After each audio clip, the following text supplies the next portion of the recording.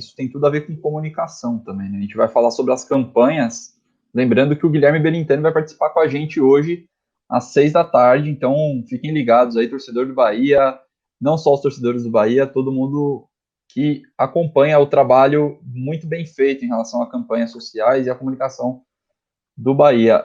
Fernando, vamos falar de despesa também? As despesas, as receitas cresceram, as despesas também cresceram. Quer explicar para a gente o que acontece aqui e se isso é preocupante ou não? Na verdade é o seguinte, esse caso do Bahia vale muito para o Flamengo também. O Flamengo fez um ajuste mais profundo, mais violento, vamos chamar assim. Mas também tinha uma capacidade de fazer isso, né? Por exemplo, logo de cara teve aquele acordo com a Adidas que injetou muito caixa no clube. E ele usou para pagar a dívida. Mas no final é o seguinte, a gente preza muito a questão de você controlar despesas e tudo mais, porque o mercado é uma bagunça, os clubes operam acima da sua capacidade de pagamento e têm dívidas enormes, né? Mas, efetivamente, aumento de receita, né? Quando você controla os teus custos e quando você reduz o teu endividamento ou controla o teu endividamento num patamar aceitável, qual é o patamar aceitável? É aquele que você não gera despesas financeiras muito, né, muito violentas aí ao longo dos anos futuros. Quando você faz isso, você tem que aumentar o investimento, porque você vive naquela corda bamba. Se você não aumenta o investimento, você não põe um time competitivo dentro de campo, e aí você corre o risco de gerar o desengajamento. O torcedor ficar chateado, porque o clube não ganha, aí o cara não vê perspectiva futura, aí o clube pode ser rebaixado, né? Então, é muito dura você fazer essa administração, né, de vir quebrado, ajustar, aumentar a receita, ajustar as suas contas, mas ao mesmo tempo não deixar você montar um time tão fraco que você acabe voltando para o problema anterior, entendeu? Por outro motivo, né? Então o clube ele está aumentando as despesas. Hoje nós vamos explorar muito isso com o Guilherme, né? Como é que ele está vendo esse aumento de despesas, se ele está confortável com isso, né? E acho que o importante o clube tem que ter resultado positivo no final, o clube não pode ter prejuízo, entendeu? Porque prejuízo aumenta na veia endividamento. E se o clube teve aumento né, aumento de despesas, que ele pôde, por exemplo, aumentar o investimento no futebol, mas se ele não teve, por exemplo, um aumento tão grande da despesa financeira, que é uma despesa completamente... Putz, cara, você gasta, isso é juro, isso é correção monetária, isso é multa, esse é um dinheiro que não volta, né?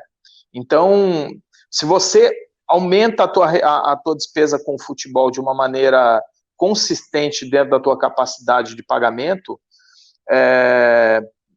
tá ok, entendeu? Vamos em frente, porque o clube realmente precisa investir em futebol. O crescimento nos últimos 3 anos, o que você teve? Você teve 100% de aumento na despesa com futebol, né? E você teve, nas receitas totais, deixa eu ver aqui, 57%. Né? O clube está acelerando agora o aumento das despesas com futebol. Nesse ritmo não dá para seguir, mas você tem um período em que você aumenta isso e depois, né, imagino que, obviamente, você tem que controlar. Com um agravante, o Bahia fechou um acordo com os jogadores por conta do coronavírus, né? O coronavírus vai ser muito pesado para os clubes de futebol do Brasil, porque ele afeta todas as linhas de receita, bilheteria vai ser muito afetada, e receita de jogador talvez seja completamente afetada, talvez possa chegar até a 0, dependendo do clube. Esse ano vai ser muito duro, então você precisa atacar a despesa, e a despesa aí é custo de elenco, né? Custo de elenco profissional com encargos e comissão técnica. Me chamam mensagem falando sobre o Vitória também. Vitória, assim que publicar balanço, a gente vem aqui discutir também. Lembrando que amanhã a gente fala sobre... Serão 34 clubes analisados, exato, né, Munir, aqui nas lives e com relatórios.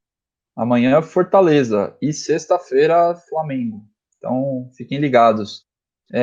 Fernando, vamos avançar aqui. Você falou sobre... Vamos entrar na questão de resultado já. A gente vai falar sobre resultado do exercício também.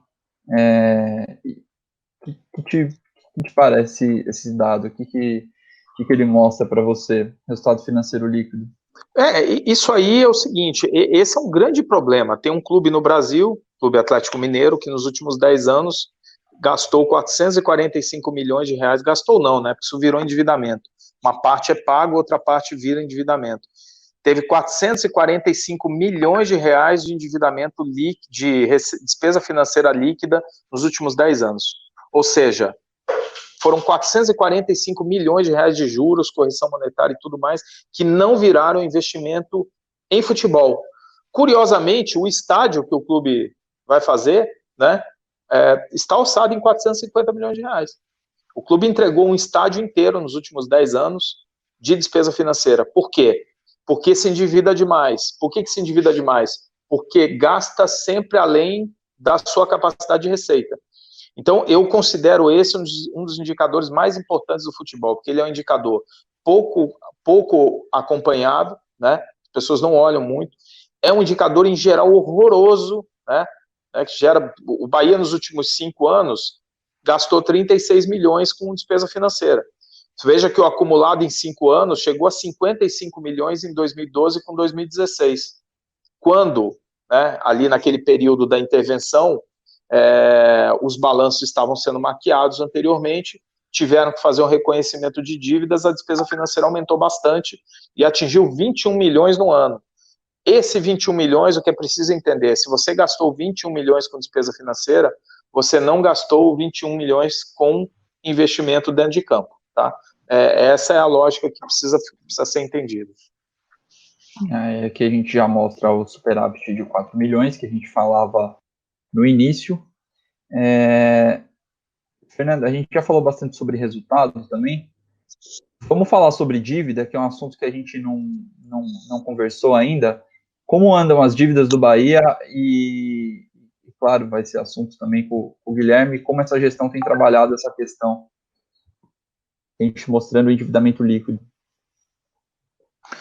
Repara, o endividamento líquido do Bahia hoje, ele voltou para o patamar de 2014. Só que em 2014 o clube tinha uma receita muito inferior à de hoje. Endividamento é sempre função da tua receita, gente.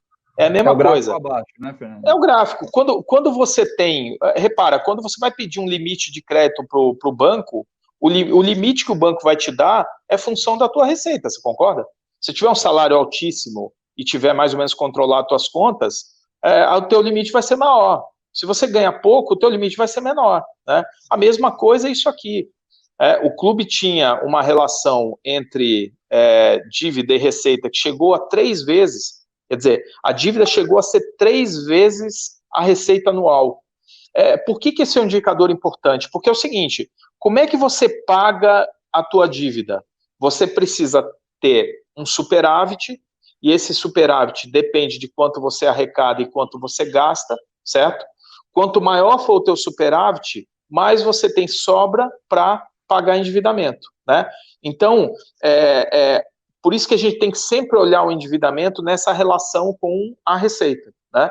E hoje o clube voltou para o patamar de endividamento endividamento líquido de 2014, né, que você vê pelo gráfico de cima, só que olha o gráfico de baixo, a diferença. A relação, a diferença é gritante. Hoje, a dívida não pesa tanto, ainda é uma dívida considerável, tá, gente? É sempre melhor você reduzir isso. Mas é um patamar que é um patamar de um clube, é o patamar do São Paulo. São Paulo tem uma condição financeira, apesar de muita gente falar, o São Paulo, problema de gestão. Realmente, a dentro de campo do São Paulo é um grande drama nos últimos anos, mas o São Paulo é um clube com uma certa robustez financeira, dentro do padrão do que é um clube de futebol, tá, gente? Não comparando com empresas normais, né? E o Bahia tem um número muito parecido com esse. Esse é um número que tá bem controlável, tá bem controlado, assim. Legal. Aqui a gente mostra a separação da dívida, né? Dívida tributária, dívida trabalhista, empréstimos e financiamentos. Lembrando que vocês conseguem acessar o relatório pelo site da Pluri, tá na nossa home já, tanto do Bahia, quanto do Santos, que a gente publicou ontem, quanto os outros que virão aí ao longo do mês. O Bahia teve um período terrível, né, de endividamento ali de 2010 para 2014, né, e tudo mais, o período até a intervenção. Teve uma explosão de endividamento, né, uma coisa realmente impressionante, como o clube destruiu as suas finanças, e num período assim muito, muito curto, né. Óbvio, né? Antigamente não tinha os relatórios, ficava até difícil, e a confiabilidade desses relatórios também já não era muito boa. Mas você repara, a dívida trabalhista é sempre um problema, né? Você tem que olhar, porque essa é uma dívida muito fácil de ser executada, né?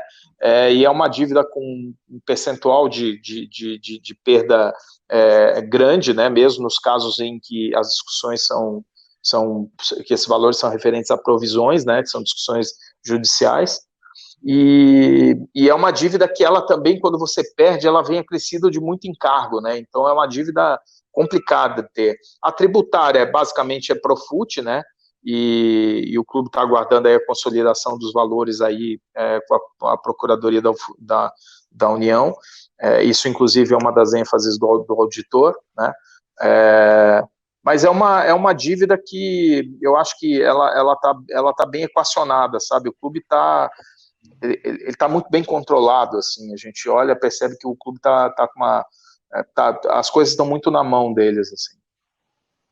Legal. Que a gente já tem necessidade de capital de giro. Necessidade de capital de giro houve esse aumento, né? 43 milhões, né? Reparem no gráfico abaixo também, necessidade final de capital de giro, assim como endividamento líquido, você tem que fazer uma relação com o tamanho das receitas. Ela mostra o descasamento nos próximos 12 meses entre o que você tem a receber e a pagar, tá? Então, imagina o seguinte, quando você olha para o teu horizonte de 12 meses, o que você tem a receber e o que você tem a pagar, o Bahia tem uma necessidade de capital de giro de 43 milhões de reais. Ele tem 43 milhões de reais a mais de compromissos do que tem de valores a receber, tá? Essa é a necessidade, tá? Ela indica, em geral, tecnicamente falando, ela indica a necessidade de aporte. Como que os clubes trabalham na prática? Eles rolam as suas dívidas. Então, uma parte desses valores que você tem a dever, a vencer, você não paga, você rola, né? A rolagem disso, em geral ou não, em muitos casos, acaba gerando problemas financeiros. Se você rola a um custo alto, né, isso acaba virando despesa financeira depois, né? Mas a rolagem, ela essa relação de 0,2 entre a necessidade de capital de giro e as receitas do Bahia, apesar da necessidade em si ter subido de 24 para 43 milhões, ela está numa razão ainda muito baixa. Eu vou dar um exemplo. Muitíssimos clubes brasileiros entre os 12, essa necessidade de capital de giro é na faixa de 200 a 300 milhões de reais, tá? Para fechar em 12 meses. Esse é um número frequente. Quem vai acompanhar nossas lives aí vai ver esse número toda hora em 200, 300 milhões. Então o clube consegue se virar? Consegue. O problema é que quando você vai ver no outro ano, o cara tem 40, 50, 60, 70 milhões de reais de despesa financeira líquida. Por quê? Por causa disso. Porque Fernando, ele tem que cobrir as contas. O Júlio